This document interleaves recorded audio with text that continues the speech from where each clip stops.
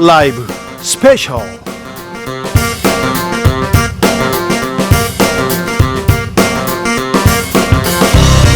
2020년 5월 23일 토요일입니다. 안녕하십니까, 주진우입니다. 토요일 이 시간은요, 일주일 동안의 주진우 라이브 방송 중에서 가장 재미있었던 부분만, 가장 유익한 부분만 모아서 들려드리는 그런 시간입니다.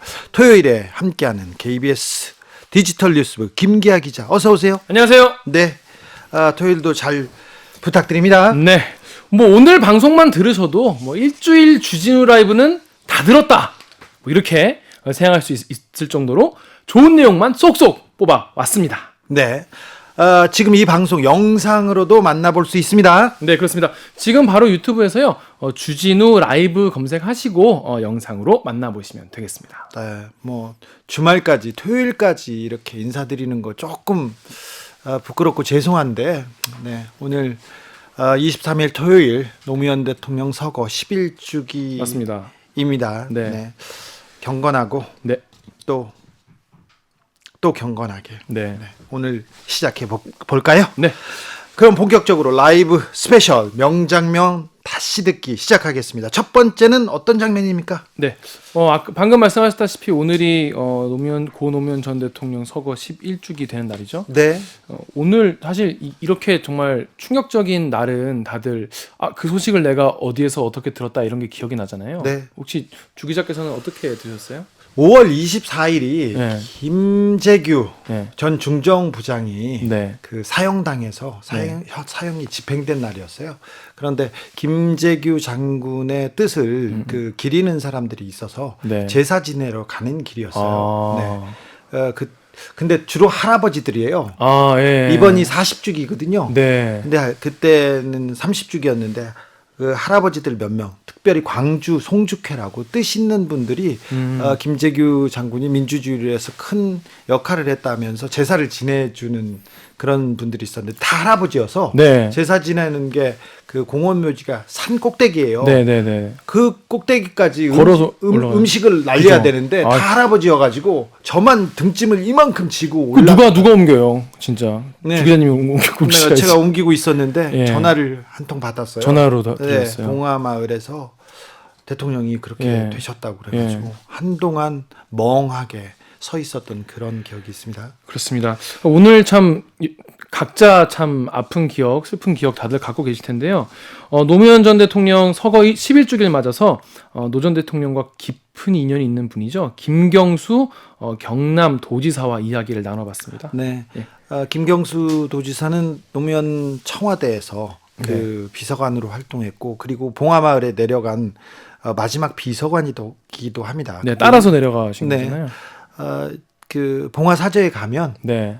대통령 내외가 있었고, 그리고 김경수 지사 내외가 항상 이렇게 있었는데, 담담하게 또 노 대통령 얘기를 담담하게 김 지사께서 해가지고 조금 더 마음이 좀 또 마음에 가더라고요. 이게 이제 그냥 우리처럼 그냥 이렇게 직접 인연이 없는 사람들이 이야기하는 것보다 정말 실제로 아는 분들, 같이 일했던 분들, 같이 호흡했던 분들이 또 그 당시를 회고하는 이야기를 들으면 또 느낌이 다르더라고요. 네, 김경수 지사가 그날 주진우 라이브에 오셔서 노 전 대통령의 조금은 다른 모습을 소개했고요. 그리고 재난기본소득, 네네. 코로나 시대에 어떻게 지역 경제에 영향을 미치고 있는지 얘기도 했습니다. 그리고 포스트 코로나에 대해서도 설명했는데요. 네, 더 자세한 이야기 궁금하신 분들 위해서요, 수요일에 방송됐던 훅 인터뷰 하이라이트 부분 함께 듣고 오겠습니다. 큐! 이번 주 토요일 23일이 노무현 전 대통령의 서거 11주기입니다. 해마다 이맘때면 더 생각나실 텐데, 지사님께서는 그 노무현 대통령하고 어떻게 인연을 시작하셨죠? 제가 이제 대통령님 주변에 참모들이 꽤 많지 않습니까? 예. 특히 이제 비서 출신들도 많고 한데 그 중에서는 제가 거의 막내뻘이라고 보시면 돼요. 네네. 나이는 막내가 아닌데 얼굴이 제일- 막내야. 네.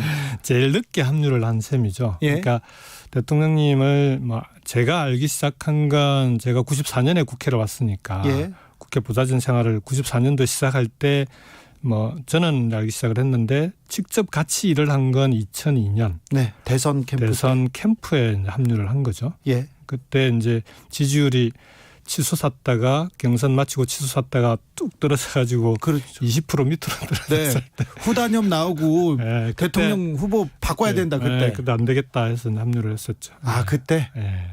그리고는 이제 봉화마을로 내려가실 때 네. 유일하게 비서로 이렇게 따라가셨어요? 유일은 아니고요. 네. 그러니까 전직 대통령에게는 비서관이 그 공식적으로 3명이 비서관 임명이 가능하게 됐습니다. 예. 그래서 그 3명 중에 1명 공보 담당 비서관으로 봉화로 같이 갔었습니다. 같이 가서 살려고. 이미 뭐 그건 집에 가족들하고 다 합의가 됐던 사안이라 네. 가족들하고 같이 갔죠.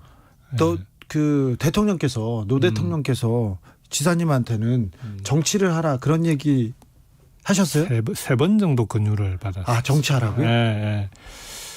그 제가 이제 진주 고향이 경남 고성이고 예. 초중고등학교를 경남 진주에서 다 졸업을 했는데 진주 쪽에서 출마를 해보면 어떠냐라고 그때. 부속실에 있을 때 한번 권유하시고 지나가듯이 그냥 툭 던지시더니 한 번은 좀 이렇게 좀 약간 좀 정식으로 권유를 하시길래 아 이게 그냥 뭡니까 조금 꼬리를 남기면 계속 말씀하실 것 같아가지고 네.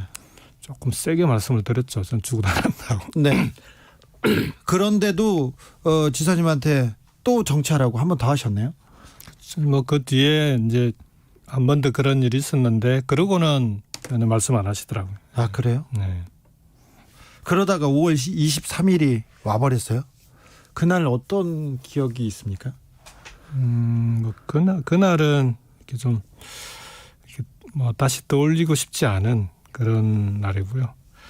오히려 이제 그 대통령님께서 이제 그 이틀 전에 이렇게 이제 봉화마을 사제에 가면은 대통령 서재가 있고요. 그 다음에 그 옆에 기역자로 이제 우리 비서관들이 근무하는 사무실이 있습니다. 그 서재에서 문 열고 나오면은 금방 바로 올 수 있게 돼 있는데 대통령께서 이제 담배를 좋아하셨잖아요. 예. 근데 그래서 조금이라도 줄여 보시려고 가능하면 몸에 지니시질 않고 담배가 태우고 싶으시면 우리를 불러요. 저는 인터폰으로 예. 담배 한 대 갖다 달라고 늘 그렇게 해서 우리가 이제 서재로 갖다 드리는데 그날은 오후에 갑자기 불쑥 사무실로 오셨어요. 오셔가지고 담배 한 대 주시게 이제 담배를 드렸는데 받고는 사무실 한번 쑥 한번 둘러보시고 또 우리 비서관들도 한번 쑥 다 보시고는 그러고 그냥 가시더라고요. 별 말씀 없이. 이제 지나고 나서 보니까 그게 이제 우리한테 인사하러 오셨던 마지막 인사네요. 네.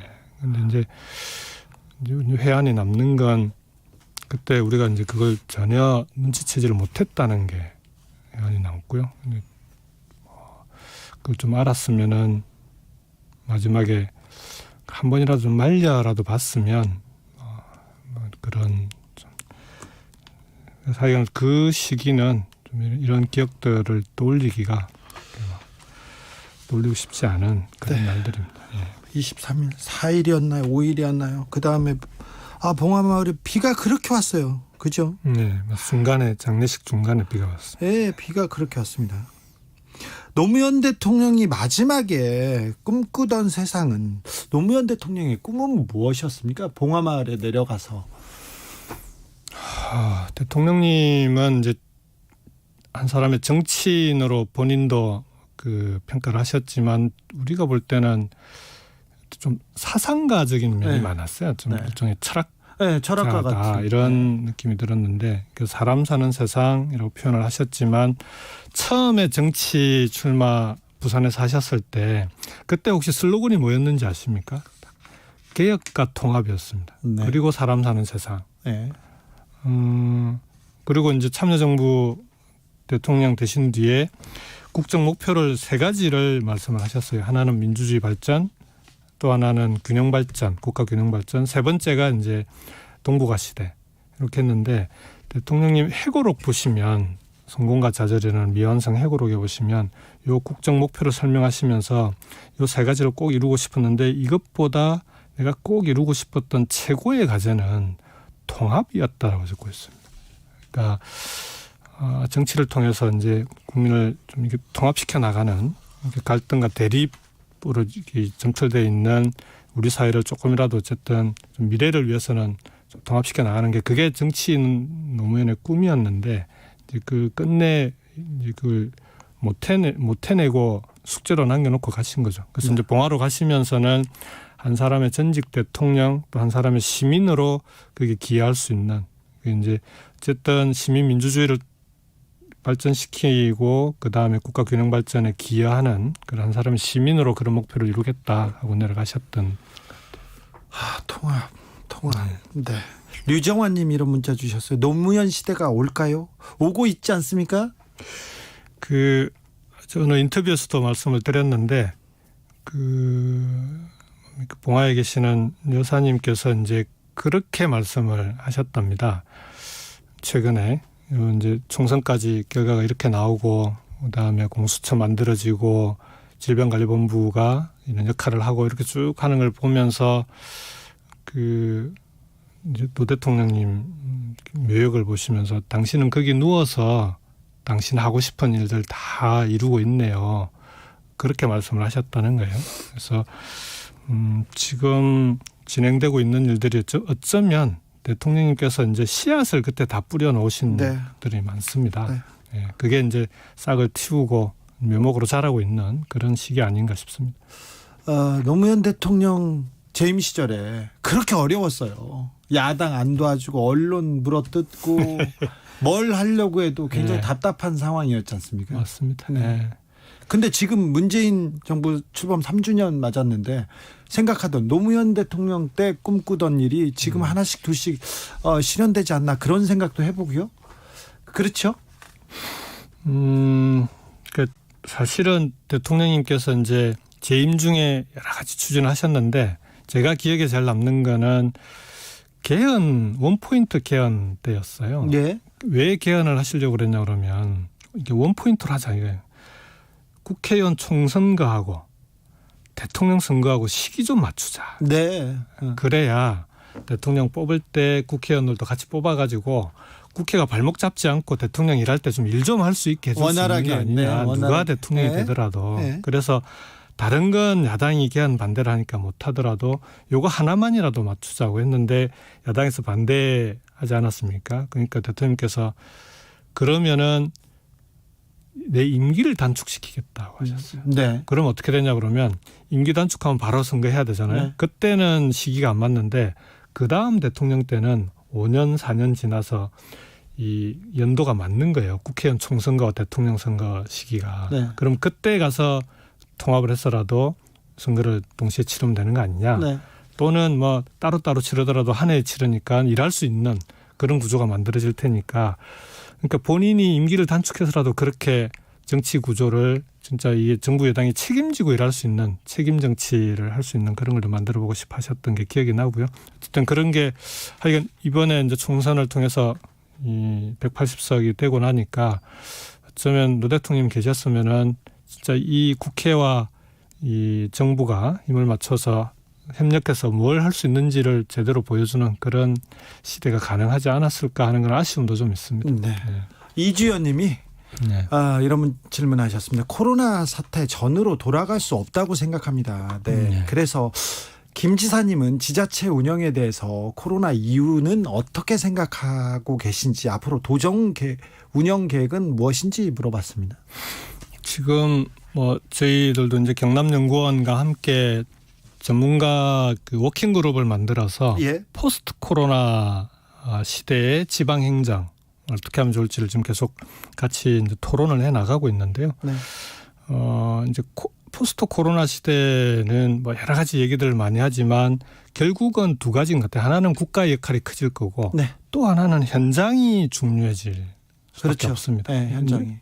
이번 코로나 극복 과정에서도 지방 정부가 역할을 할 수 있었던 제일 큰 힘은 현장의 힘입니다. 네. 특히 민생 경제 현장이 갖고 있는 역동성이 있는 거거든요. 그걸 지방 정부가 이제 현장에서 다 이 관리해 나가는 거 아니겠습니까? 네. 그래서 포스트 코로나 시대에도 새로 맞는 새로운 실험들을 많이 해 나갈 수밖에 없습니다. 예.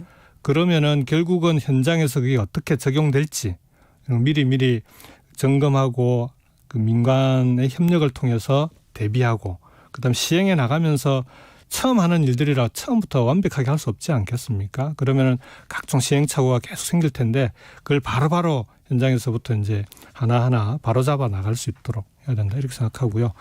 이제 그 질문 주셨으니까 한 가지 이번 코로나 극복 과정에 우리 대한민국이 세계 이제 어느 나라에 내놔도 가장 이제 수준 높은 대응을 보여준 셈인데 이렇게 할 수 있었던 중요한 역할 중에 하나가요. 국무총리께서 우리 정세균 총리께서 매일 아침마다 네. 8시 반만 되면 지방 지자체장 다 모든 모여서. 시도지사 네. 그다음에 관련 장관 다 모여서 영상회의를 2달 넘게 했습니다. 예.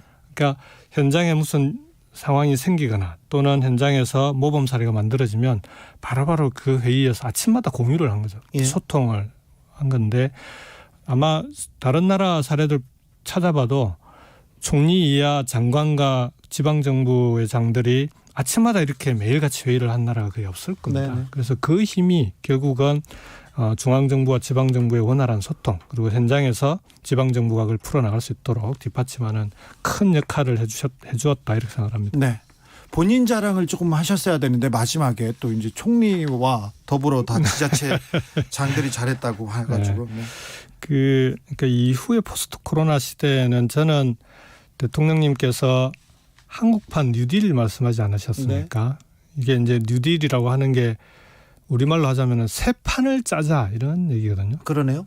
옛날 방식으로는 이제는 새로운 포스트 코로나 시대를 풀어나갈 수 없다는 건데 한국판 뉴딜에 저는 크게 3가지 방향이 있다고 봅니다. 대통령께서 하나씩 풀어나가고 계시는데 첫 번째가 디지털 뉴딜이었고 두 번째가 요즘 이제 그린 뉴딜 말씀하셨고 네. 세 번째가 전국민 고용보험과 함께 사회적 뉴딜을 말씀하셨는데 이 3가지가 다 결국은 지방정부가 현장에서 함께 풀어가야 되는 그런 과제들이다 이렇게 말씀을 드리겠습니다. 알겠습니다. 자기 자랑.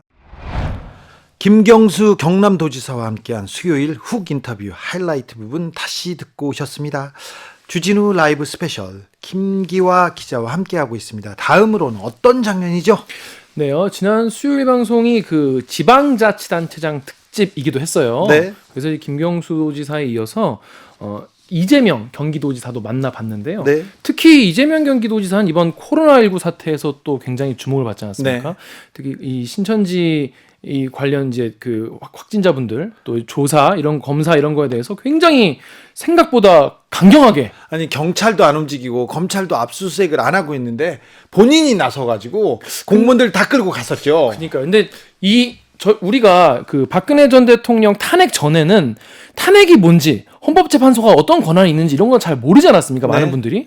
근데 이제 그 계기를 통해서 많이 알게 된 것처럼 이번에 이재명 경기도지사가 이 신천지 쪽에 어떻게 행동하느냐를 보고 아 행정명령이란 게 있구나. 예. 뭐 이런 걸 했을 때 말을 안 들으면은 이런 조치를 할 수 있구나. 이런 거를 많이 알게 된 것 같아요. 사실 네. 그 현행범이라고 하죠. 네. 도둑이 있거나 강도가 있잖아요. 네. 그러면 시민이 체포할 수 있어요. 시민이. 네. 네. 근데 공무원들은 자치단체장들이 예. 행정명령할 수 있는 부분이 많더래요. 네, 네, 자기도 공부하다가 이런 권한이 있어. 그래서 공무원들이 총출동해서 그러니까요. 이만희 총회장을 잡으러 가기도 하고 예. 그다음에 신천지에서 자료를 그리고 네. 명단을 다 확보해 오기도 했었죠. 그것이 큰 인상을 줘서 국민들한테 특별히 경기도민들한테 조금 인정을 받고 있지 않습니까? 네, 그래서 그렇습니다. 그 부분에 대해서 좀 집중적으로 물어봤고요. 네. 재난지원금이라고 얘기했더니 재난 기본소득이다. 그 부분을 굉장히 강조해서 말씀하시더라고요. 네. 이게 경제정책이다. 네, 절대 정부에서 시혜적으로 베푸는 게 아니라 세금 다 내고 시민들이 국민들이 찾아가야 되는 소득이다 이렇게 계속 꼭꼭 집어서 얘기하시더라고요. 그렇게 짚어서 말하니까 전 약간 좀 이해가 좀 달랐던 게 원래 복지정책은 불쌍한 사람들 도와주자 이런 시혜적인 그런 건데 그게 아니라 이건 경제적 승수 효과를 노린 그러니까 이 돈이 풀렸을 때 이게 점점 더 경제를 잘 돌아가게 만드는 역할을 하는 것이기 때문에 경제정책이다 이렇게 딱 짚어서 얘기를 해줘서 아 그렇구나라고 이해가 됐어요. 이재명 지사는 지금 네. 법원 판결, 대법원 판결을 앞두고 있었는데 단두대에 목이 걸려 있는 것 같다 이렇게 얘기해서 네. 좀 찡하기도 했습니다. 그렇습니다. 근데 이제 본인도 사람이기 때문에 네. 좀 이렇게 불안하기도 하고 걱정되고 그럴 때도 있다고 하면서도 굉장히 또 이제 본인의 그 뭐랄까 이제 상황에 대해서 정말 자세하게 이번 방송에서 설명을 또 빠르게 하시더라고요. 거의 처음으로 그 자기 재판에 대해서 얘기하는데 보통 그죠. 이렇게 정치인들이 특별히 판결 재판을 앞두고 있으면 여기에서 얘기하기 좀 부적절한 것 같습니다. 네, 얘기했는데 자기 소회를 이렇게 담담하게 네. 어, 얘기를 하는 걸 보고 참 많은 생각이 들었습니다. 그렇습니다. 더 자세한 이야기가 궁금하신 분들 위해서요. 수요일에 방송됐던 훅 인터뷰 하이라이트 부분 함께 듣고 오시겠습니다. 있는 편입니다. 경기도가 코로나19 관련해서도 선제적으로 공격적으로 조금 하고 있는 것 같아요. 네. 밑에 있는 공무원이나 저기 병원들 압박해가지고 너무 다그쳐가지고 그렇게 만드는 거 아닌가 그런 생각도 좀 합니다. 뭐 솔직히 말씀을 드리면 우리 경기도 공무원들이 요새 너무 힘들어합니다. 네. 도지사가 너무 시키니까 그렇죠. 좀 그렇긴 해요. 그런데 그게 불만이라기보다는 힘들다. 네. 하소연이고요. 왜 이런 거 시키느냐는 아닙니다. 네. 게시판 이런 데도 좀 몇 달 동안 집에 주말에 한 번도 못 쉬었는데 좀 주말에 한 번은 쉬고 싶다. 밤에 조금 일찍 한번 들어가 보자. 이런 이제 글들이 가끔씩 올라와요. 네, 그러면서도 한편으로는 매우 자부심을 많이 갖는 것 같습니다. 저희는 이제 공무원들한테 권한을 주고 책임도 본인이 지게 하고 잘하면 철저하게 포장하고 잘못하면 책임을 엄정하게 묻고 이 조직 문화가 잘 좀 작동이 돼서 자부심 갖고 열심히 하는 편이에요. 지사님 앞에서만 자부심을 보이고 막 그러지는 않는 대외적인 불평들도 실제 잘 안 보이지 않습니까? 그런가요? 네. 박 사장님 이런 의견 주셨어요. 시골에서 치킨집 합니다. 요즘 절반 이상이 재난소득 카드 이용하시는 손님들이에요. 덕분에 매출도 많이 올랐어요. 그런데 매출이 많이 올랐다는 경기도 관련된 소상공인이 정말 많습니다.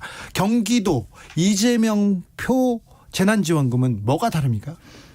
정확하게 얘기하면 재난지원금이 아니고 재난기본소득입니다. 기본소득이요? 저희 조례상으로 명시한 명칭이고요. 네. 지원은 없는 사람 도와준다라는 뜻이죠. 여기는 경기도는 기본소득입니까 일단? 자기가 낸 세금을 당당하게 받는 거죠. 예. 제가 이 말씀을 왜 드리냐면 기본소득은 복지정책이 아닙니다. 보통 사람들이 생각할 때는 불쌍한 사람 도와주는 복지정책으로 생각하는 경향이 있는데 그렇죠. 이거는 경제 선순환을 가능하게 하는 그러니까 소비를 촉진시켜서 매출을 늘리고 생산을 늘리는 이 선순환을 일으키는 경제정책이에요. 그래서 저희가 복지적 경제정책 이렇게 이름을 짓고 있는데 그 측면에서는 지원금하고는 차원이 다르죠. 복지정책과. 네.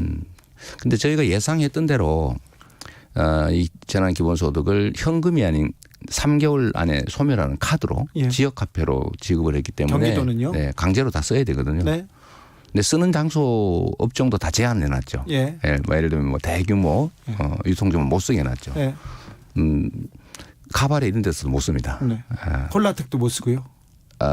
거기는 좀 다르긴 한데 아마 제한돼 있을 가능성이 네. 있어요.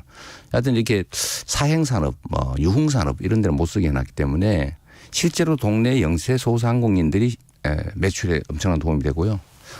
실제 가보기도 하고 듣기도 하는데 명절 대목 같다는 말씀을 하세요. 지금. 네. 그리고 신용카드 소비 회복률 작년 대비 네. 소비 회복률이 어떻습니까? 지금 작년보다 더 많습니다. 105%까지 올라갔어요. 오히려요? 네, 올라갔습니다. 그러니까 저번 4월 말까지 99%였는데 네. 회복률이 지금 그 다음 주 5월 6일까지가 105%가 됐습니다. 그러면 경기도 일부 지역에서는 코로나 여파에도 불구하고 경기 그러니까 상권은 살아났다 이렇게 봐도 그렇죠. 됩니까? 작년보다 5%가 매출이 늘었다는 것이고요. 근데 다만 이게 이제 일정한 기간 아니니까 네. 이제 나중에 서서히 줄어들 가능성은 있습니다. 예. 그래서 매출 증대 효과가 확실한데 문제는 5%가 그럼 전체 매출액으로 얼마나 되겠느냐. 네. 현재 사용된 금액이 1조 조금 넘는 것 같아요. 그러니까 실제 사용된 금액이. 지금요? 그런데 소상공인들 이 카드 사용하는 사람들의 매출 총액이 작년 대비 5% 늘었다. 다른 시도보다 15% 또는 10%가 높거든요. 다른 시도보다도요? 네, 서울은 90% 회복이 됐고 예. 경기도는 105% 네. 회복이 됐는데 이 10% 또는 15%를 금액으로 따지면은 그 1조 곱하기 수십 50배가 되지 않겠습니까? 예. 그 결국은 소위 경제학 교과서에서 말하는 승수 효과. 예. 그러니까 그 돈만큼만 순환이 있는 게 아니라 2차, 3차 계속 소비의 선순환, 경제의 선순환이 이루어지고 있는 걸 증명하는 거죠. 네. 기쁨이- 그래서 네. 경제 정책입니다. 알겠습니다. 복지 정책이 복지 정책 아닙니다. 네, 네. 알겠습니다. 기쁨이님이 저도 오늘 경기도 재난기본소득으로 기본소득으로 안경 다시 맞췄어요. 노안이 빨리 왔네요. 고맙습니다. 이분 왜 노안 얘기하는지 몰라요. 제가 노안이 왔거든요. 네. 취조는 불호로님이 이런 문자 주셨어요. 이번에 계곡 천막 철거하시는 거 보고 정말 대단하다고 느꼈습니다. 닭 한 마리에 몇십만 원 자리값 울며 겨자 먹기로 시켰는데 그런데 이번에 완전히 달라졌더라고요. 경기도는. 계곡은 또 경기도에 다 있잖아요. 또. 그렇습니다. 이제 서울에 조금 있긴 한데요. 네. 거의 대부분 경기도에 있고 이번에 철거를 이제 하고 나니까 예. 결론적으로는 주민들도 좋아하세요. 해당 지역의 주민들도. 네. 옛날에 엄청 지저분했잖아요. 아 그렇죠. 근데 그걸 싹 걷어내니까 본인들도 깨끗하고 좋고 최근에 방문자가 많이 있는 모양입니다. 아니 그런데 계곡에 천막 쳐놓고 장사하는 사람들 이거 불법인 줄 알았어요. 그래서 이거 너무합니다. 말해도 안 됐잖아요. 근데 어떻게 바꾸셨어요? 그게 뭐 수십 년 된 그야말로 정부 수립 이래 계속돼 왔던 일이잖아요. 네. 한 번도 정리가 안 됐는데 일단 설득하고요. 네. 제가 주민들한테는 이런 식으로 장사하면 망한다. 네. 누가 오겠냐 이 동네를. 아니, 설득으로 될 일이 아니잖아요. 아니, 물론 설득을 일단 하고 두 번째는 우리가 지원해 주겠다. 아 네. 그러니까 이건 당근책이고 예. 또 반대로 지금부터는 강제 철거를 무조건 한다. 네. 본인들이 철거 안 하면 형사처벌하고 강제 철거를 한 다음에 철거 비용까지 물린다. 네. 이 두 가지를 동시에 제가 제시를 했기 때문에 안 할 수가 없었고요. 제일 문제는 사실은 공무원들이 안 움직이는 거지 않습니까? 근데 그 이유는 시골 동네로 가면 뭐 다 아는 사이예요. 쉽게 말하면 그렇죠. 뭐 동창회, 뭐 친척에 뭐 다 가족이 이렇죠. 그래서 제가 요 문제를 해결하는 방법으로 제가 시장 군수님들한테 그렇게 말씀드렸어요. 대외적으로 내가 시군 공무원들을 중징계한다고 공표할 거다. 예. 직무유기로. 불법을 왜 수십 년간 방치하냐. 아 공무원들이요? 공무원들 제가 중징계하고 그중에서도 계속 규모가 크면은 수사 의뢰를 하겠다 이렇게 얘기를 했거든요. 네. 공개적으로 얘기를 했는데 그렇게 하고 나니까 그러면 제가 한마디 더 한 게 도지사 핑계를 대라. 네. 도지사가 좀 성격이 나쁘니까. 성격이 좀 뭐 그리고 나쁘니까. 한번 말한 거 안 할 사람이 아니다. 네. 그러니까 빨리 적응하자. 예. 우리 공무원 다친다 이렇게 말하라고 했거든요. 예. 나중에 결과는 봤더니 오히려 동네 이장님들이 나서서 우리 공무원 다친다. 아, 우리 예. 철거하자. 이렇게 작년 여름 전까지 거의 한 50, 60% 정도. 지금은요? 지금은 법적으로 철거할 수 없는 그 3개. 그다음에 사람이 살고 있는 곳. 거기가 50곳 빼고 1,400곳은 다 철거했죠. 아 그래요? 5133님이 가평 청평 쪽은 아직 남아있어요. 조금 남았나 봅니다. 그리고 장명진님이 공무원들의 성과를 직접 눈으로 본 경험이 이번이 처음이었던 것 같습니다. 이런 의견도 주셨습니다. 이번에 코로나 때문에 해외도 못 나가고 또 어디 모여서 놀기도 어렵기 때문에 이 야외 활동 수요가 엄청나게 많을 가능성이 있습니다. 네. 그래서 여름 휴가를 아무래도 계곡이나 산으로 바다로 많이 가게 될 텐데 그래서 저희도 사실 준비를 많이 해요. 뭐 지금 얘기한 것처럼 가평도 거의 다 철거됐는데 아마 시점이 틀리거나 아니면은 합법 건물 중에 예를 들면 하천에 가까이 있으니까 예. 불법 아니냐 의심하는 그런 것들이 있을 수 있습니다. 그래서 말해놓고 안 한다는 소리를 들으면 안 되잖아요. 네. 저는 말하면 반드시 지키거든요. 예. 그래서 그것도 보여줘야 되기 때문에 철저하게 준비하고 있습니다. 주거시설은 7월까지 다 철거할 거예요. 평소에 노무현 정신 계속 얘기하셨어요. 노무현 네. 전 대통령이 내 인생이 나침반이라는 얘기도 하셨고 이번 주 토요일이 노무현 대통령 서거 10일주기인데 네. 어떤 생각 드시는지요? 뭐 저는 그분을 뭐 저희의 인생의 나침반이다 이런 말씀 많이 드렸는데요. 저는 개인적인 인연은 깊지 않아요. 다만 제가 사법연수원에 있을 때 그분을 한번 뵌 일이 있죠. 근데 제가 사회적으로 좀 의미 있는 일을 하고 살아야 되겠다고 마음먹게 된 계기는 물론 이제 광주 민주화 운동이었고요. 대학 가서 내가 엄청 놀랐죠. 근데 어떻게 할지는 매우 망설였는데 변호사를 하고 싶은데 자신이 없었어요. 근데 그때 노무현 대통령께서 부산에서 노동인권 변호사를 하고 계셨죠. 근데 그분 말씀 중에 제일 기억에 남는 거는 변호사는 굶지 않는다. 네. 제가 과감하게 제가 27살에 임관을 포기하고 변호사 개업했죠. 네. 그리고 뭐 그 후에 그분이 갔던 길, 그분이 이제 지향하는 길을 따라갔던 것 같은데 그분이 또 길을 열어준 것도 있습니다. 저는 그분이 했던 여러 가지 업적들이지만 제일 중요한 건 선거 개혁이죠. 네. 돈 안 들고 선거할 수 있게 해준 거. 네. 제가 그래서 이 길로 다시 들어올 수 있게 됐습니다. 그래서 결국은 제 인생에 큰 빚을 진 분이라고 할 수 있죠. 네. 여러 가지로. 지금 저희는 코로나 시대를 살고 있는데요. 포스트 코로나 이후에 어떻게 갈 것이다. 도정 운영 계획은 어떠십니까? 실제로 우리가 이미 겪고 있던 변화들이 있습니다. 그게 뭐냐면 경제 상황이 바뀌는 건데 제일 중요한 경제 문제잖아요. 먹고 사는 문제. 앞으로 더 어려워질 거고. 네. 그 어려워지고 있었거든요. 네. 근데 어려워지는 이유가 뭘까? 답은 단순합니다. 경제의 기본 원리 중에 공급과 수요의 균형이 무너졌어요. 공급 역량, 즉 기업 측면, 생산 측면은 역량이 점점 무한대로 커지고 있죠. 예, 그러고 있죠. 근데 문제는 소비 부분이 취약해지고 있어요. 예. 고용이 줄어들고 예. 노동소득의 분배율도 떨어지고 특정 소수 글로벌 대기업이 엄청난 초과이윤을 독식하고 근데 이게 심화되는데 코로나 사태로 그게 격화되게 됐어요. 예. 아주 빠르게. 그래서 이 경제 문제에 대해서 저희는 좀 천착을 해야 되겠다고 생각하고 있었던 거고 근데 그중에 하나가 기본소득이고 예. 소비 수요를 진작해서 매출과 생산을 유발해야 된다. 전에는 생산을 유발해서 소비를 끌어내는데 이번에는 소비와 가처분 소득을 늘려서 매출과 생산을 늘려서 선순환을 이루어야 된다.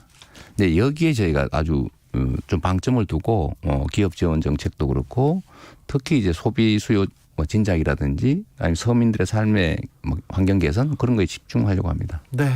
마지막으로 우리한테 10초 남았어요. 마지막으로 인사 부탁드리겠습니다. 서로서로 최선을 다하고 있고요. 작은 성과들에 대해서 큰 칭찬을 해주셔서 더 열심히 해야 되겠다는 그런 생각이 많이 듭니다. 고맙습니다. 네. 이재명 경기도지사와 함께한 훅 인터뷰 하이라이트 부분 듣고 오셨습니다. 그런데요, 주진우 라이브 인터뷰는요, 풀 버전이 제맛입니다. 다 괜찮아요. 네, 괜찮죠. 다 괜찮아. 잘한다고 얘기하기는 좀 그래요. 네, 그런데 제가 가장 특이한 인터뷰를 진행하던 기자예요. 네. 그래서 주진우 라이브에서도 인터뷰 들어보시면 디테일이 살아 있습니다. 그렇습니다. 그래서 게다가 이번에는요 김경수 경남도지사 인터뷰랑 이재명 경기도지사 인터뷰가 붙어 있어요. 네. 한 번만 검색하시면 두 개를 동시에 들 수 있다. 네. 이런 1+1 인터뷰라고 볼 수 있습니다. 유튜브나 팟캐스트에서요 주진우 라이브 검색하시고 5월 20일 수요일 1부를 들으시면 되겠습니다. 주진우 라이브 스페셜 영상으로도 만나보실 수 있습니다. 지금 바로 유튜브에서 주진우 라이브 검색하시면 됩니다. 네. 자, 김기아 기자, 마지막으로 만나볼 장면은 어떤 내용입니까? 네, 마지막은 미래통합당 이혜훈 의원과 나눈 목요일 인터뷰에서 가져왔습니다.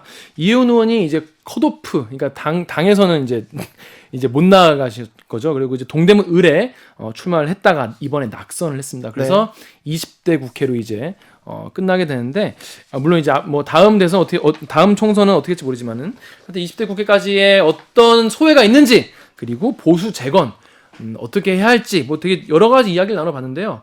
전 개인적으로 이혜훈 의원 인터뷰가 제일 재밌었던 것 같아요. 아, 그래요? 예, 굉장히 들을 게 많았어요. 이분이 미래통합당의 간판 여성 정치인이고 서초에서 내리 3선입니다. 네. 박근혜 정부에서 네. 조윤선 정무수석 여가부 장관을 지낸 정말 박근혜 전 대통령이 가장 총애하는 조윤선 씨를 거기다가 서초에 꽂았어요. 꽂았었죠. 근데 청와대가. 이혜훈 의원이 예. 경선에서 떨어뜨렸죠. 그 이혜훈 의원이 된 거죠, 그러니까. 네. 그러면서도 성하게. 자기 입지를 이렇게 단단히 다진 분인데 사실 훅 인터뷰 이전에는 네. 칩거하고 바깥에 나오지 않더라고요. 인터뷰나 언론 안 만나겠다고 했는데 저희한테 와서는 여러 가지 이야기를 풀어놓고 가셨습니다. 충격이 아무래도 이제 총선 끝나고 나서 충격이 좀 크셨을 것 같고. 네. 그리고 저는 이제 전반적으로 보면서 다 뭐랄까 이게 입장은 달라도 납득이 되는 이야기들이 더라고요. 보니까 고개를 끄덕이면서 굉장히 재밌게 봤어요. 이해운 의원은 그 네. 미래통합당에서 가장 좀 상식이 통하고 말이 잘 통한다는 그런 분인데요. 막말을 굉장히 싫어하시더라고요. 싫어하고요. 보니까. 예, 네, 예, 지금도 미래통합당이 아직도 탄핵의 강을 건너지 못했다고 했고 그 이후에서도 보수 재건을 위해서 뭐 다른 그 노력을 못 하고 있다, 아직 부족하다는 얘기를 하는 걸 보면 좀 많이 안타까운 것 같아요. 그렇습니다. 그리고 얘기하면서 이번 총선 이제 패배해서 이제 공천과 그런 얘기도 했지만 이제 보수 유튜버들에게 너무 휘둘렸다는 그런 뼈아픈 지적도 미래통합당 의원 입으로 들으니까 굉장히 새로웠어요. 네, 인터뷰가 끝나고는 네. 보수 유튜버들이 그 낙선자든 당선자들한테 계속 압박을 가한대요. 뭐라고? 부정선거인데 왜 안 나서냐고. 왜 민경욱 혼자 싸우게 하냐? 그렇죠. 왜 배신하냐 이러는 거죠. 민경욱 의원의 부정선거 주장이 있지 않습니까? 네네네. 이 말이 네. 그 지지자들, 그 미래통합당 지지자들 사이에서는 가장 강력한 지금 언어기 때문에 그래서 부정선거를 얘기하지 않으면 질타를 받는 그런 상황이랍니다. 그렇습니다. 지금 사실 포탈 같은 데도 보면 댓글 같은 데 보면은 굉장히 지지하는 그 부정선거다 이런 주장의 댓글이 굉장히 많아요. 놀랍게도. 뭐 중국 연루설도 있고요. 그렇습니다. 놀랍다고 생각이 들지 않습니까? 전 놀랐어요. 근데 미래통합당 지지자들은 그 말을 믿고 싶은 것 같아요. 안 그런 분들도 많이 계시겠죠. 그렇겠죠? 예. 아무튼 이번에 그 이해운 의원의 인터뷰가 국회가 다 끝나고 나서 한 거여서 그런지 굉장히 진솔하고 되게 재밌었습니다. 그래서 요거 한번 저는 강력히 추천을 드리는 바입니다. 네. 더 자세한 이야기 궁금하신 분들을 위해서요. 저희가 목요일 방송된 훅 인터뷰 하이라이트 부분을 가져왔습니다. 함께 듣고 오시겠습니다. 큐. 20대 국회가 끝나갔는데 좀 한마디로 좀 정리해 보십시오. 정리해 주세요. 가장 파란만장한 국회였던 것 같아요. 그죠? 시작하면서부터 2016년 6월에 시작했잖아요. 근데 네. 7월에 미르가 터졌어요. 네. 기억나시죠? 네. 그러니까 거의 시작과 함께 터진 거예요. 미르 K스포츠재단 나오자마자 미래통합당 소속 대표나 그 분들은 장외로 나가고 국회를 그 공전시켰죠. 근데 이제 그 미르 터지고 그러면서 바로 탄핵으로 그 1년은 그냥 갔고 예. 탄핵이 거의 1년 가는 동안에 또 뭐 하여튼 거의 국회는 상당히 공전됐고 네. 그리고 조기 대선이 있었잖아요. 우리가 네. 대선을 옛날에 뭐 자유당 시절 그런 때 말고 최근에 군부 정권이 끝난 이후에 총선을 제 시간에 안 하고 막 앞당겨서 이렇게 하는 경우는 처음 겪어봤거든요. 그런 경우는 없었죠. 그러니까 탄핵, 조기 대선 그리고 이제 또 패트라는 그 국면이 거의 국회를 꼼짝 못하게 아무것도 못하게 만드는 이 세 가지가 막 겹치면서 최악의 국회라는 평을 듣는 것 같아요. 근데 그 패트 국면은 사실 어떻게 보면 20대 국회의원들의 책임이 크고 예. 근데 저는 앞에 두 개 탄핵과 조기 대선은 어떻게 보면 꼭 국회의 책임만이라고 보기엔 좀 어려운 건 아닌가. 네. 그렇죠. 네. 아무래도 박근혜 전 대통령 탄핵 소추안 처리 이게 또 가장 큰 사건이기도 했습니다. 20대 국회에서. 20대 국회를 사실 그걸로 거의 절반을 보냈죠. 탄핵 과정이 그랬고 탄핵되는 게 그랬고 탄핵 이후에 여러 가지 후폭풍 때문에 네. 사실 지금까지 탄핵에서 미통당의 경우는 완전히 헤어나지 못한 것 같아요. 아직요? 네. 그렇죠. 탄핵의 강을 아직도 못 건넜다 그런 얘기들 하잖아요. 네. 이 문제를 그 말끔하게 정리하지 않으면 미래통합당은 앞으로 가기 어려울 텐데요. 제 생각이 그 생각인데 쉽지는 않은 것 같습니다. 제 마음대로 할 수가 없는 세상이라. 네. 총선에서 참패했다고 봐야죠, 미래통합당은. 참패했죠. 네. 83사석? 예. 네. 저희가 옛날에 노무현 대통령 탄핵을 탄핵. 주도했다가 차떼기 등등 여러 가지 악재가 막 거의 3중 악재가 겹쳤을 때 그때 우리가 참패라고 아주 울고불고 야단을 했거든요. 네. 그래도 그때 120석이었어요. 그렇죠. 40석 정도가 더 줄어들었으니까 뭐. 네. 그리고 선거에서 졌지만 국회 그리고 여의도에서 주도권을 절대 놓지 않았거든요. 그때 그러고도 어떻게 보면 법사위를 가져온다거나 네. 사실은 이제 법사위는 여당이 갖고 있는 걸로 전통적으로 내려오던 건데 네. 투쟁력이 그때 좋았죠. 그래서 가져왔잖아요. 그래서 법사위도 가져오고 그다음에 그 첫 해부터 4대 학법 저지 네. 박근혜 대통령이 주도했던 그런 어떻게 보면은 주도했죠. 정부로서는 굉장히 곤혹스러운 국면들을 많이 만들어내고 이끌어갔죠. 예. 그래서 주도권을 절대 주지 않았는데 지금은 조금 주도권을 놓친 것 같아요. 제가 보기에는 굉장히 어려운 상황이야. 최악의 상황이에요. 근데 미래통합당이 선거에서 지더라도 바로 되돌아보고 되돌아보고 그리고 분석해서 그 다음 선거를 잘 치르는 능력이 있었는데, 그런 전략이 있었는데 지금은 그게 안 보입니다. 그럴 만한 사람들을 다 쳤죠 이번에. 그래요? 예, 이번에 그럴 만한 사람들은 다 쳤기 때문에 돌아오지 못했죠. 그러니까 그렇네요. 공천이 어떻게 보면은 이 참패의 직접적인 1차적인 원인이고, 네. 그리고 나서 이제 소수라 하더라도 소수 정예만 남겼으면 네. 그래도 뭔가 이렇게 미래를 도모할 수가 있는데, 그럴 희망을 많이 꺾어놓은 게 공천이, 그런 어떻게 보면 당을 끌고 나갈 사람들을 많이 쳤죠. 그렇죠. 진짜 중진들을 대부분 쳤으니까. 그러니까 중진이라는 사람이 꼭 중요하진 않지만 그래도 정치의 흐름을 알고 이 여론을 좀 끌고 가고, 그리고 어떻게 대여 투쟁도 하고 그럴 사람은 지금 거의 원외로 다 물러났습니다. 나갔죠. 예. 그렇죠? 근데 중진이라는 게 나이만 먹었다, 세월만 갔다, 그게 아니라 그 과정에서 아시지만 항상 물갈이를 50% 정도 하는 그런 물갈이가 계속되는 과정에서도 살아남았다는 거는 그만큼 경쟁력이 있는 거거든요. 네. 근데 이제 경쟁력이 있기도 하고 그 과정에서 어떻게 보면 노하우, 그다음에 경험, 경륜 이런 걸 쌓은 사람들이 대부분인데, 문제 있는 중진은 쳐도 되죠. 쳐야죠. 근데 잘 성장해온 중진을 치는 거는 이제 당의 미래를 어둡게 하는 거죠. 네. 그리고 개파의 수장이고 또 대선 주자가 될 만한 사람들도 많이 좀 쳤죠. 네. 그렇죠. 칠라 그랬는데 그건 또 국민들이 살려주셨죠. 네. 종욱님이 탄핵의 강이 요단강도 아닌데 왜들 이렇게 못 건너는 걸까요? 그런 얘기하는. 그렇죠? 네. 근데 저는 이 탄핵의 강에 대해서도 좀 할 말이 많은 게, 과거에는 정규 방송이 상당히 이제 많은 여론을 장악을 했잖아요. 네. 주도하기도 하고. 근데 최근에는 이제 그런 언론 환경이 많이 바뀌었어요. 예.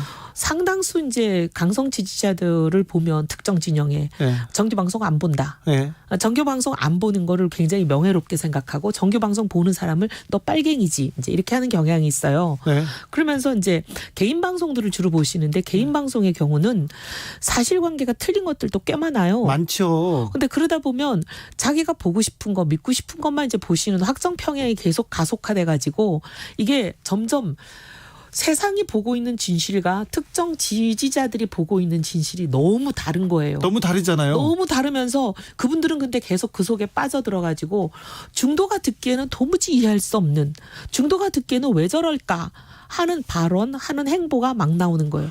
근데 정치인들은 또 이 사람들의 표를 받아야 되고 이 사람들의 지지를 받아야 되니까 그 사람들이 원하는 대로 맞춰드려요. 총선 때 그랬어요. 미래통합당이 그랬어요. 지도부가 그 일반 상식을 안 따라가고 몇몇 보수라고 보기도 어려운데 정말 말도 안 되는 논리를 설파하는 그런 유튜버를 따라다니더라고요. 그래서 이게 참 걱정인 게, 저는 IT가 발달하면 이게 사람 대리인을 내세워서 사실 그동안 민주주의를 했는데, 직접적으로 그냥 국민 한 사람 한 사람이 다 의견을 내고 정치에 직접 참여하는 직접 민주주의의 길이 열리겠구나. 저는 굉장히 기대를 했는데 네. 그 선결 조건 중에 하나가, 그 대신 그렇게 공유하고 유포되는 정보라는 것은 사실이어야 한다라는 그렇죠. 그 부분이 지켜지지 않는 거예요. 네. 그래서 근데 저는 이제 좀 정부에다, 그리고 또 이제 국회에 계시는 분들한테, 제가 국회에 있을 때 그런 얘기 참 많이 했는데 동의를 얻질 못했어요. 아니, 바른 말 하면 그 동네는 싫어하잖아요. 아니 근데 이제 말 중에 뭐냐면, 네. 다른 거는 몰라도 개인 방송이든 뭐든 어떤 형태로도 다른 사람들에게 전달되는 그 채널을 통해서 악의적인 그 거짓 정보를 고의적으로 만드는 사람들은 확실하게 처벌해야 된다. 네. 그러지 않으면 이게 우리 대한민국이 앞으로 점점 두 쪽이 나서 어려울 것 같아요. 여당에서, 지금 정부에서 표현의 자유를 얘기하면서 그런 제 부분을 말이 제가 처음에 2017년에 문재인 대통령 선거가 끝나자마자 너무 탄핵과 관련해서, 그리고 문재인 대통령에 대해서 사실이 아닌 정보들이 너무 가짜뉴스 많이 돌길래, 네. 그래서 그거를 여당의 아주 모실세한테 제가 아주 단도직입적으로 얘기했어요. 이거 안 된다. 이거 정리하지 않으면 나중에, 지금은 보수가 피해를 입지만 결국 진보도 피해를 입고 대한민국이 피해를 입는다. 이거는 어쨌든 가짜 뉴스는 처벌해야 된다. 악의적이고 고의적인 건. 그랬더니 그분 얘기가, 진보 진영은 표현의 자유를 굉장히 중시하기 때문에 자기가 그런 얘기 꺼냈다가 힘들어진다. 그러면서 말 못한다 그러더라고요. 가짜 뉴스가 처음에는 보수 유튜버가 막 급속히 확산되면서 진보 진영을 했는데 나중에 보니까 결국은 보수도 공격하고 진보도 공격하고 전 국민을 지금 공격하고 이거는 대한민국의 위해가 되는 거예요. 가짜 뉴스는. 네. 2828님이 개인적인 의견입니다. 이렇게 네. 하면서 의견 주셨어요. 미래통합당은 20대 국회에서 당대표를 조금 잘못 선택하신 것이 가장 큰 패인인 것 같아요. 개인적으로는 그렇게 생각해요. 국회의원이 아닌 당대표는 자꾸 당을 여의도로 청와대로 끌고 다니기만 하고 국회는 못 들어오는 당대표 참 실수하는 것 아닌가 그런 생각합니다. 이런 의견 주셨어요. 제가 하고 싶은 말이 너무 많은데 네. 오늘은 다 하기 어려울 것 같아요. 알겠습니다. 아, 네. 조금 네. 천천히 가시죠. 예. 그런데 아까 말했던 그 미래통합당을 이렇게 끌고 가야 되는 분들은 다 사라지고 근데 다시 그분 말고 다른 분들이 이제 다시 돌아오려고 합니다. 근데 김종인 비대위원장, 황교안 전 대표, 오세훈 전 서울시장 이런 분들은 뭐 돌아오겠다고 하는데 네, 어떻게 생각하세요? 이분들도 지도자죠. 아, 그렇죠. 그런데 조금 더 바꿔주셨으면 좋겠어요. 그러니까 그분들이 당을 끌고 가려는 방향이나 그리고 이제 그 강성 지지자들을 다루는 방식이나 그런 게 좀 바뀌었으면 좋겠다 그렇게 생각하죠. 네. 너무 그분들 말만 들으시면 이번 총선 참패 같은 일이 나오잖아요. 네. 그래서 가장 합리적이고 상식적인 사람들 얘기를 좀 많이 들으셨으면 좋겠어요. 네. 오늘과 내일 미래통합당 당선자 워크숍이 있다고 합니다. 이런 얘기를 거기 가서 하셔야 되는데 미래통합당이 변화된 모습을 국민들한테 보여줄 수 있을까요? 보여줄 수 있도록 최선을 다해야죠. 근데 쉽지 않은 상황이긴 해요. 할 일도 많고. 예. 왜냐하면 미래통합당의 보수의 재건이 필요한 거잖아요. 예. 근데 그거는 미래통합당만을 위해서 필요한 게 아니라 보수만을 위해서 필요한 것도 아니고 대한민국을 위해서 필요한 거잖아요. 네. 반드시 이뤄내야 될 필수 과제인데 쉽지 않은 상황이기 때문에 모두가 힘을 모아야죠. 근데 모으려면 그 자기가 거기서 강성 지지자들이 박수 치는 거 그걸로 해서 무슨 뭐 대권 주자 보수의 아이콘이 되겠다 이런 어떻게 보면 사소한 생각들을 좀 버려주셨으면 좋겠어요. 네. 압도적 지지를 얻은 여당도 그렇게 그 앞날이 밝아 보이진 않습니다. 저는 걱정인 게 사실 20대 국회가 어려웠던 게 그냥 힘으로 찍어 누르기 하려고 서로 싸운 거잖아요. 이쪽도 저쪽도. 네. 근데 이제 지금은 힘으로 찌러 누를 유혹이 굉장히 많은 구도가 만들어졌어요. 네. 180석 아니에요? 예. 사실 지난번 국회는 128석인가요? 예. 민주당이? 예. 근데 130석도 안 되는 거 가지고도 4+1이라는 편법적인 거 동원해서 계속 수의 힘으로 밀어붙이고 그랬는데 이제는 그런 것도 필요 없이 그냥 단독으로 찍어 누를 수 있는 구도가 형성이 됐기 때문에 그렇게 하고 싶은 그 유혹을 잘 차단하는 거 그게 민주당이 성공하느냐 못하느냐 저는 성패를 가른다고 봅니다. 미래통합당이 재건해야 된다면 어떤 모습으로 재건해야 됩니까? 그리고 그 재건의 선결 조건은 뭘까요? 첫째, 막말 안 해야 됩니다. 막말하는 사람들 일단 문제 있다고 처리해야 되는 거예요. 근데 문제 있다고 처리 안 하잖아요. 네. 그게 제일 문제고. 부정선거 왜냐하면 아직도 얘기하고 있고요. 상식과 합리를 굉장히 중요하게 생각하는 중도는 이쪽 정당에 그 포획돼 있는 사람도 아니고 저쪽 정당에 포획돼 있는 사람도 아니고 상식과 합리에 따라서 판단하는 사람들이잖아요. 네. 근데 그분들이 도무지 이해 못하는 그런 발언들은 없애야 되고 그 다음에 이제 보수라는 게 오염이 돼 있어가지고 그 말이 보수라는 단어가 오염이 돼 있어가지고 보수하면 색대나 쓰고 자기 탐욕스러운 사람인 것처럼 많은 그렇게 낙인이 찍혀 있잖아요. 지금 이 낙인을 벗지 않으면 안 되기 때문에 책임지는 보수, 품격 있는 보수, 그 다음에 공정하고 정의로운 보수, 따뜻한 보수 이런 보수로 거듭나야죠. 네. 거듭나겠죠? 국가를 위해서. 거듭나도록 뭐 엄청 열심히 해야죠. 네. 네. 미래통합당 이해운 의원과 함께한 목요일 훅 인터뷰 하이라이트 부분 다시 듣고 오셨습니다. 김기아 기자. 네. 주진우 라이브는 뭐라고? 풀버전. 풀버전. 네. 방송 풀버전 어디에서 들을 수 있다고요? 풀버전 유튜브나 팟캐스트에서 주진우 라이브 검색을 하시고요. 5월 21일 목요일 1부를 찾아서 들으시면 되겠습니다. 시사에 관심이 있는 분, 네. 네, 시사를 공부해야겠다. 세상 돌아가는 거 보고 싶다. 그러면 이거 찾아보면 됩니다. 제 보기 편하고 네. 재밌습니다. 네. 그리고요. 훅훅 들어가요. 네, 그러니 다른 것보다는 조금 재밌을 거예요. 그렇습니다. 오늘 주진우 라이브 스페셜 진행 이제 마칠 시간입니다. 김기아 기자 어떠셨어요? 사실 그 이번에 보면은 새 인터뷰가 다 정치인이잖아요. 네. 그래가지고 좀 재미없고 지루하면 어떡하나 싶었는데 내용 자체가 굉장히 다 하나하나 의미가 있는 그런 내용이었기 때문에 되게 그래도 재밌었다라는 생각이 드네요. 세 분 다 인터뷰를 많이 하시는 분들이 아니고 그러니까요. 그리고 어디에 나왔다고 하더라도 주진우 라이브 인터뷰는 차별화됐다. 이 부분에 대해서는 자부심을 가지고 있으니 한번 들어보세요. 그리고 저희 인터뷰를 듣고요. 다른 데 가면 잘 안 들릴 거예요. 그냥 그렇다고요. 그렇습니다. 오늘 김기아 기자 수고 많으셨습니다. 네, 고맙습니다. 네, 다음 주에도 잘 부탁드릴게요. 고맙습니다. 주진우 라이브 스페셜 마치겠습니다. 저는 다음 주 월요일 오후 5시 5분에 돌아오겠습니다.